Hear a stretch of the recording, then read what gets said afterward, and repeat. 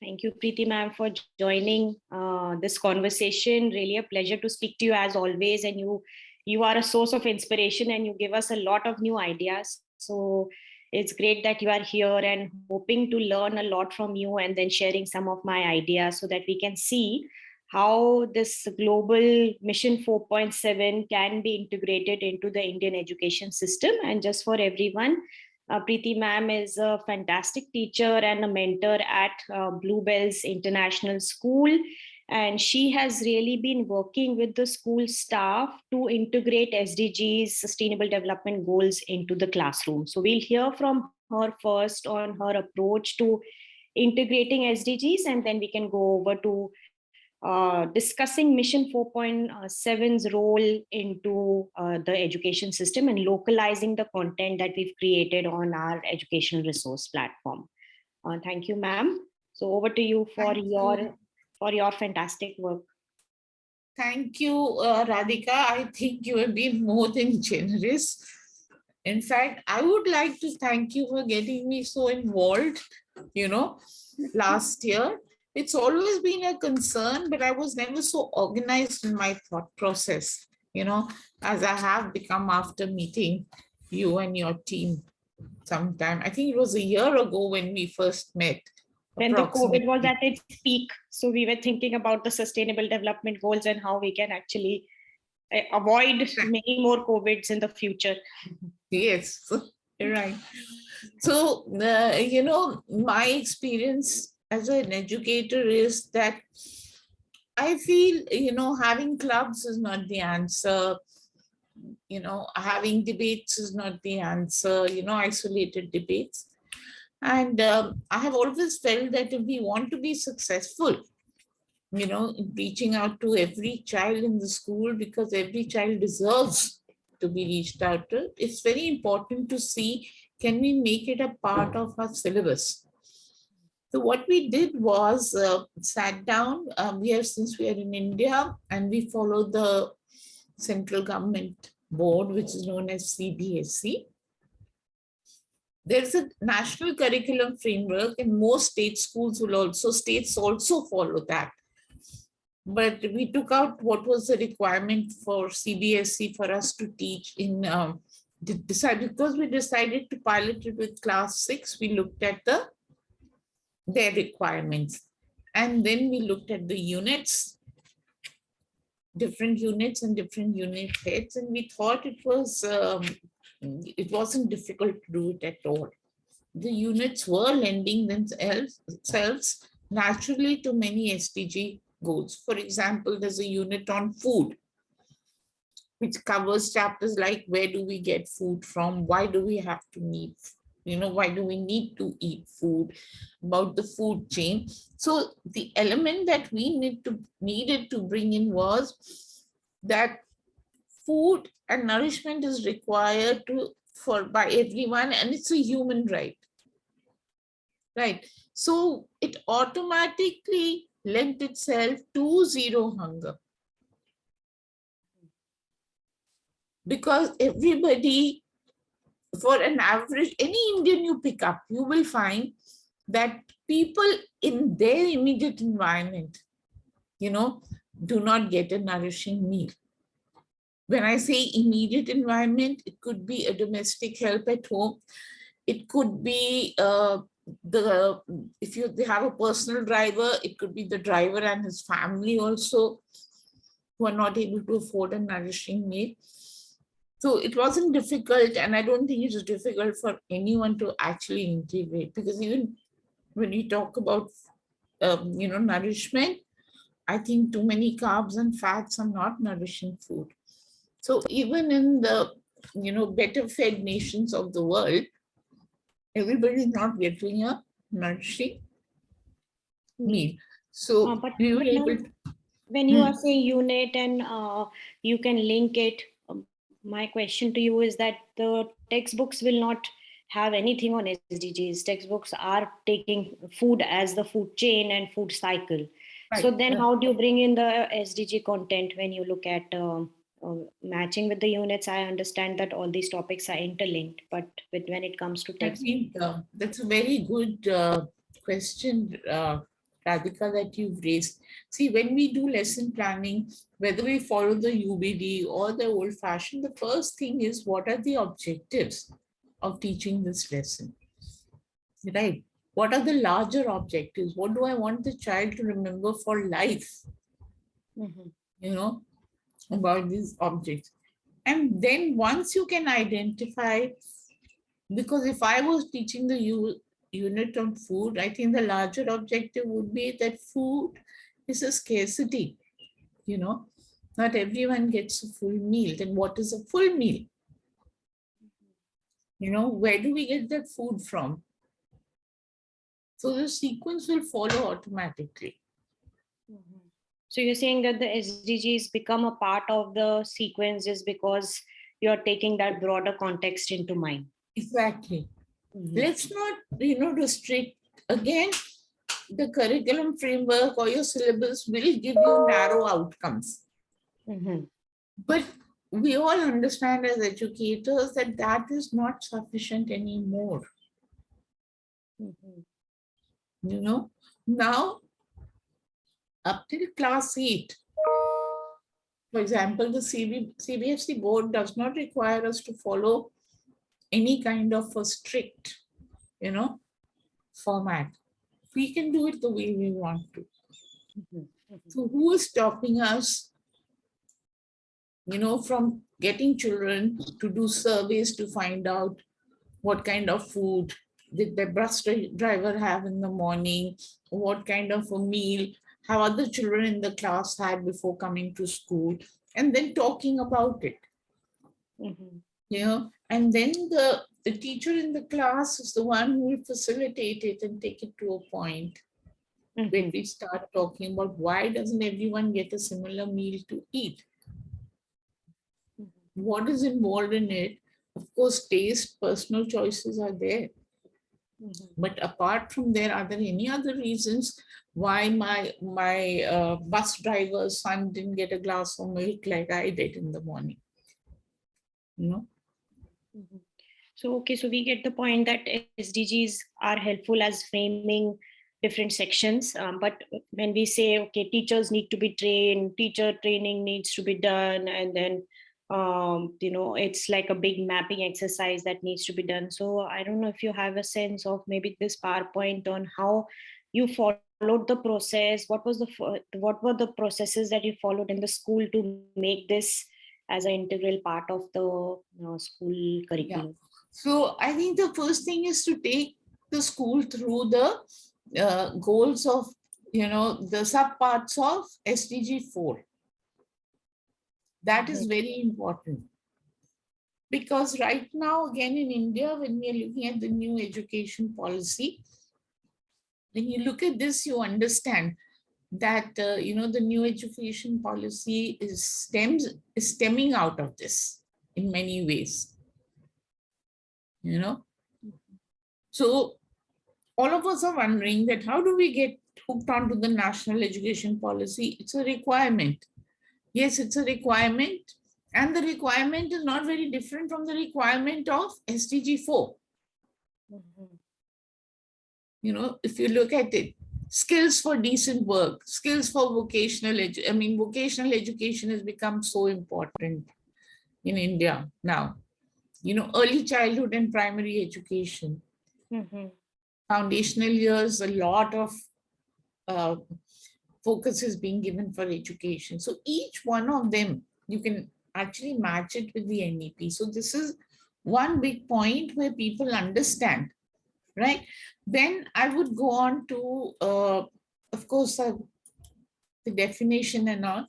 Now, as I said, the first questions that the school puts up is, oh no, not another club. Then the timetable department, oh, we have no place to accommodate it, Yes. And I agree with them. School hours are for a given period of time, and trying to fit in, clubs in that time is very difficult. And as I said in the beginning, if you're going to do a club or an after school activity, everybody is not going to get the opportunity.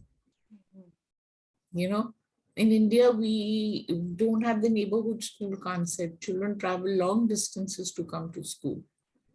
So they can't stay back after school, most of them. So this was something which has bothered me.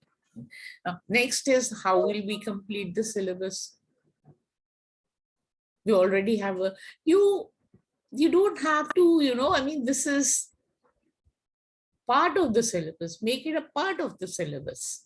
You just have to change the approach to your lesson plan.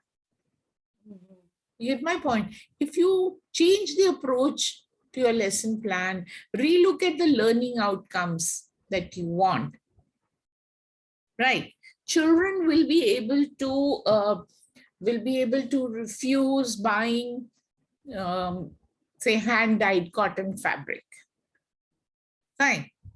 Now, why, if how can a child refuse to buy hand-dyed fabric till he doesn't understand that what goes into growing cotton, the volume of water used, then what is the process of spinning, dyeing, look at where do the chemical dyes go, the runoff from chemical dyes. So But then ultimately, ma'am, one more question to be added here from my side is that if finally the examination system, CBSE board, will not include the SDGs, and here we are. So how do we link if the examinations are not including the SDGs, even if we have the objective of making sure that children learn the SDGs, there seems to be like a difference between our approach and the exam. Again, I would say wonderful question, very thoughtful, as I told you in the beginning, that the goal, see, knowledge is very important. We can't deny it. How we are linking that knowledge to the future goals of the world, So that does not interfere with what CBSE wants me to know. I will have to have a basic knowledge of what CBSE wants me to know. They want me to know how cotton grows. What are the conditions needed for growing cotton, for example. And when I do that, somewhere, when we can draw more emphasis on the land which is under cotton cultivation, when food is scarce in this country, So, I mean, I'm not going to tell them that, we can use this. No, cotton is there. This is the amount of land that we are using annually for cotton, right? But however, this soil and climate, weather conditions at that time are also ideal for growing, and give them an alternative, so that they can have their own opinion whether we should continue growing cotton over there, or we should, like the jute, we are doing everything to revive the jute industry right now.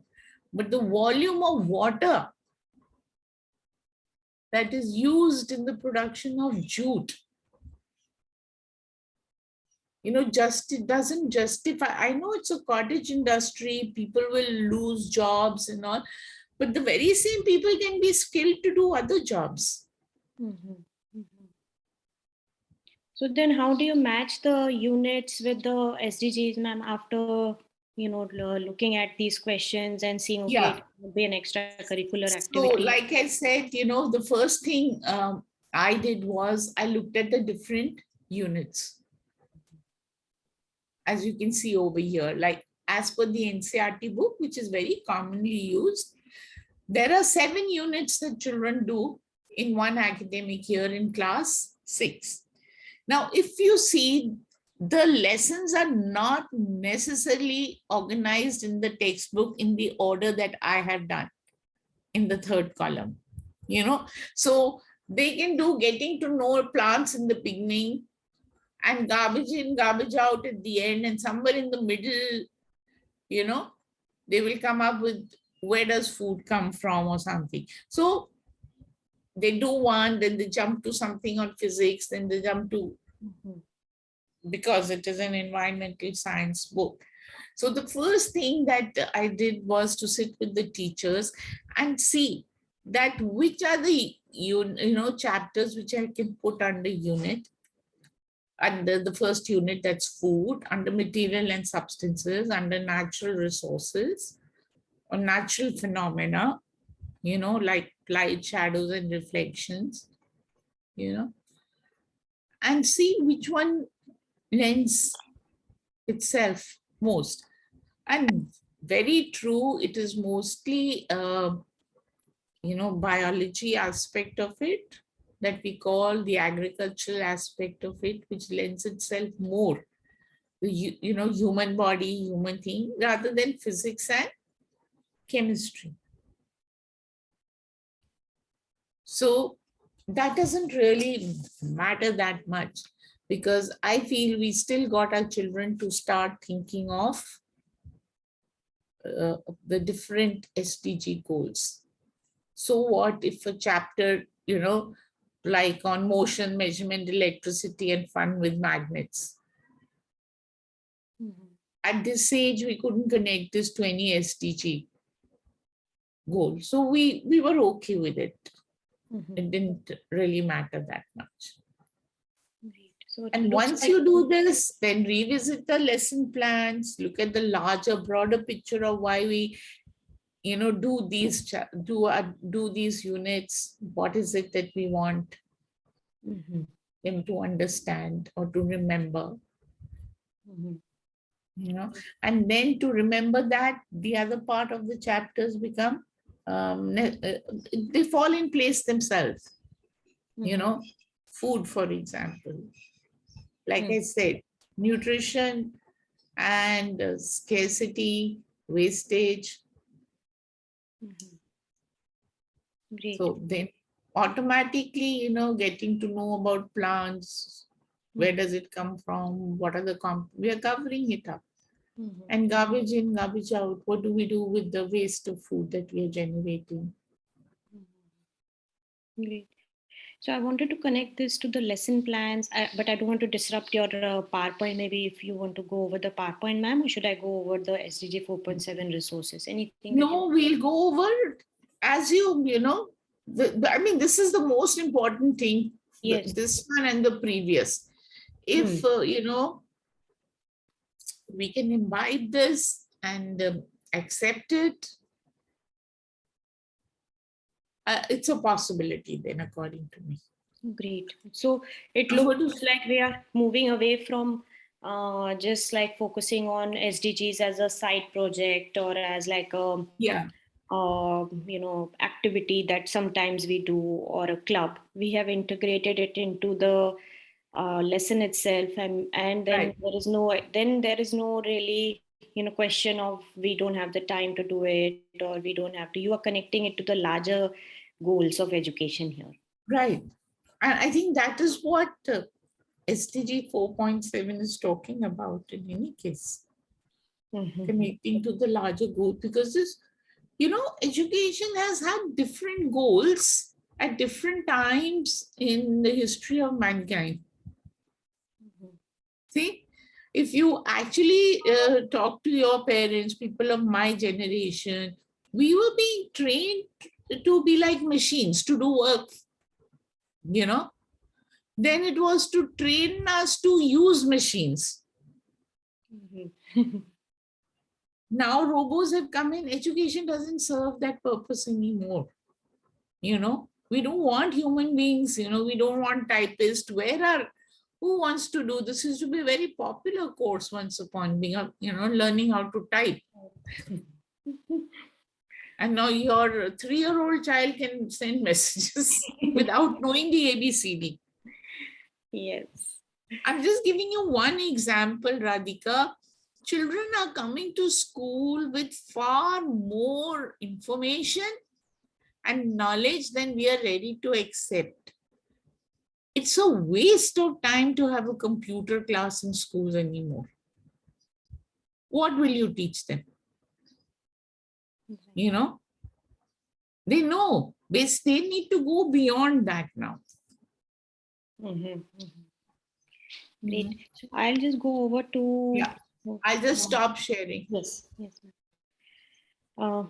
The education mission 4.7's website, and we have this education resource plan, ma'am. What we've done here is taken the best of the examples that we can get based on literature, and we've been able to curate at least the approach of what we can do with education with the target 4.7. So here, if you are an educator, as you were saying, there were lesson plans Yeah, that the teachers need to develop. So how do I design those lesson plans? How can it be more integrative? So these are some of the approaches that we came up with. And then also another added value to this framework is basically this grade band. Like what we've done is taken UNESCO's, I think it was a yeah, 2017 report, and then we've taken their ideas of cognitive learning, social emotional learning, as well as behavioral, and then we've mashed it with what they could do, taking New York, taking New Jersey as an example of what is possible. So again, going by these learning expectations, how do you think? Again, every country will have their own learning expectation, but does this give you any added benefit to your approach, or do you think that it is something that at least is can be used as a reference point? Here is lower primary, and then we also have upper yeah. primary and upper secondary, lower secondary and upper secondary. Right. See, I would say for a city, for a school in a metro, it's an excellent resource to add to your existing, you know, outcomes that you are expectations. There's a lot you can pick up from here also and make it a part of, Mhm. you know, yeah. But the rural or suburban schools would need, you know, it's simply because the teachers haven't had that kind of an exposure. So a few workshops just to help them to get thinking like this, you know, Mhm. it'll make a lot of tremendous difference over there also. Great, that's good to know, This ma'am. is my thought on this after reading all this. Yes, and here we have like a lot of professional development, because you said that they will Yeah, require some bit of training. We have developed a page where we have a lot of professional sessions for school leaders as well as teachers. There are all these different institutes. There are some right. resources that we've kept here. There are some, But you know other. one thing, sorry to interrupt you, Yes. Radhika, uh, this is too much to consume Mm-hmm. for a person who is new to the Mm-hmm. whole idea. Mm-hmm. So my suggestion to you would be that, suggest or give them one which is good. For example, the cloud thing you were showing me just now. Cloud Institute, yeah. Yeah, Actually, anyone, so, ask them to yeah. use, just give them one, because if I'll tell you from my personal experience, even when I'm searching the net, you know, I was doing much better when I was only using one MOOC platform. Mm. Get my point? Now I personally keep jumping. Let me see what's there. Let me see what's here. So Right, you'll end up doing nothing there. right. So these are some approaches, but then again, in terms of the MOOCs, we are suggesting these two, 4.7 across curriculum and education spaces that we've developed, and then Global School Advocates has their own program. They are all free courses, and then I put a link here. There are a lot of other things that come up, but I think these two, if that's the basic that we can, that we can start with. Another thing, ma'am, that we did was to use this education resources, which divides it into different sections. So this might be a little bit more helpful in terms of just This seeing what is, these lesson types are. these are very, very helpful. You know, I thought they were done beautifully, but somehow, we were talking about not looking at it in silos, and we should not also look at it in silos. So my thing was, is it possible to organize this under themes? Because under a theme, you can have three disciplines, two or four. but it's too much work now, of Hmm. course. No, But another whenever we thing. think of revamping this, or, when, like, for example, you open sciences, Hmm. I have seen, especially in the senior, the same content is available in two or more different Right, because there's things. an overlap. Yes, yes. Yeah. So if over there, you can mention over here only saying that, sorry, I missed it. It's there. Social science, science, physical education. It's Yes, so there. different subjects come up, and when I think I completely agree with you. This page was developed to make it much more easier for a science teacher, social science teacher, who will just go in directly into where they are, but it is all interlinked. When we look at the learning expectations that I was referring to earlier on, these are all Yeah. themes that are coming up, because when you look at this, any resource like defined research questions, develop criteria, these go across science and social sciences. So then Yes. those silos blur, and then we can open up the resource, and then they have all the different type of history, physical education, science, social studies, all of that Yeah. linked to that learning Yeah. Yeah. expectation I comes missed up. this out. Sorry. I So, just, so do you think this is helpful in any I way in found terms it, for I Indian found it teachers? very good. I found it very good. Great, great. Another thing, ma'am, I wanted to also discuss It was is, just over here, that I was suggesting that yes, just to, yes. in these, if we could just tweak the names for them. Great. Definitely, yes. Another thing that we have mentioned here is that this is just a primary search of what came up. And of course, it is very maybe US focused or something. So maybe we can diversify it by asking teachers to fill in their own lesson plans here. So Yes.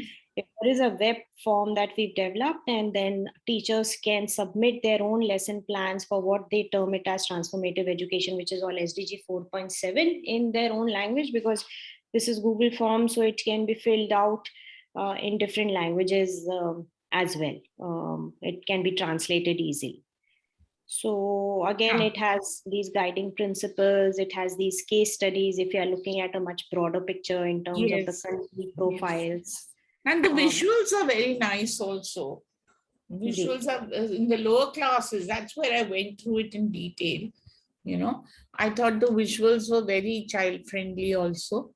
Mhm. The visuals are very, But at the same time, ma'am, I also, as you're seeing, like you were there for one of our sessions, training yeah, sessions, as you're saying that it has to be very basic and it has to be done iteratively, one building over the other, because if right, you inundate teachers with so many different pedagogical approaches, somehow things get lost and we don't get a sense of what's really, is being used.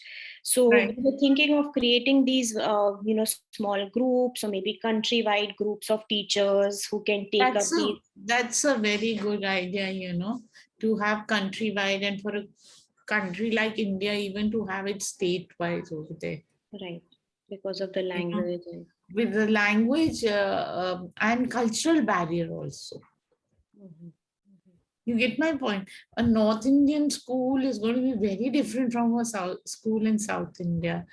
You know, even the teachers, the students that connect, and somehow you don't want people looking up to others or looking down at others Right. in this. Mhm. You get my point? I mean, just because I speak better English or I communicate my thoughts better, that doesn't make me superior to anyone. That's true. So we will have to keep that in mind a lot, Mhm. Mhm. you know? Yes, and then also, as you've seen before, it has sparked this international collaboration also with your school Yes. and with some schools in New Jersey. So we can hear one thing I lack here, I miss here is the teacher voices as well as student voices. So maybe we can build up a repository where students are using some approach of integrating SDGs as your school students are using, and then they can report out. We have panel discussions, we are organizing a youth panel. So the Yeah. resources are actually coming out live where we can start using these resources to build in those student interactions. I wanted to ask you, this youth panel forum that your symposium, is it only open for senior students? It can be anyone. It can be anyone, ma'am. So my Yes. class 6 students who have studied it as an integrated thing can participate also. Definitely, yes. So it can be, so again, the idea is that there are resources, but we need to take the resources beyond. This is just a starting point. We can start localizing it. And that's why this conversation was important with you, because I wanted to know at a global level, yes, we've done the research, there are some starting points. And so is it relevant for the Indian education system, and how will a teacher view it? And how will a teacher start using it? So seems like there is some positive response from your end to Yes, how. yes. Definitely, you know, I think, as I told you, schools in metro, teachers are very aware of such projects. Children are doing a lot of work. Even in our school, there's this girl in class 3, who has this launched this signature campaign to save dolphins. She has 8,000 signatories, you know. Amazing, amazing. Yeah. And then there's this other kid who got everybody in the area where there's living to set up a refrigerating unit for water, cold Oh, water in the park, for all the labor and the rickshawalas who come over there. that is a live example of global citizenship education, because that's where you're taking care of each other. So those, I think, voices, if we can give them some platform or something through Mission 4.7, then they can be as a thinking, as a idea for other students to also emulate Yeah, or come up with. I think exactly. yes, yes, you know great. So so I'll drop I the feel the earlier you catch them, the better off you are. I'll be yes. very honest. So for me, the earliest, up till elementary school is the best time to do it. So, and CBSE, or I'm not so confident about state schools, but CBSE has no issues to class 8 what you do. They've just given you a framework, you dance in it, you dance outside, they have no issues. Great. So It's it only gives us after all the that. flexibility to integrate the sustainable. And I Yeah, think people here, New Jersey school system, I've been learning a little bit more here as well. And I feel that there are standards and frameworks, but the standards so easily blend into sustainable development goals that I feel that it's a different language, but they are getting at, if you see the larger goal, as you're saying, it drives into all of this. So yeah, there is a framework, but that framework is flexible enough to integrate what we yeah. want to integrate. It's always been there, Adhika, but we never looked at it that way. Right. I honestly speaking, I don't know about abroad, but in India, this entire is only happened after the COVID, that we Mm, have become so conscious to meet these goals. right. Otherwise it was something for the government to do, for the policy bodies to take care of. I know. Yeah, and not connected to our lives. But now, unfortunately, we don't have the luxury or the liberty to say it's just for the policymakers and let's forget about it. So, but great. Thank you, Preeti ma'am. This has Not been at all. fascinating. And as always, I get to learn from you. So it is all my pleasure to have an interaction with you and keep continuing our discussion and seeing how your amazing students are doing in the school and how you can inform our international work. It's always been, I think, amazing to talk to you. Thank you so much. Once again, I'll end up by saying you're being more than generous. No, You no. know, just one minute.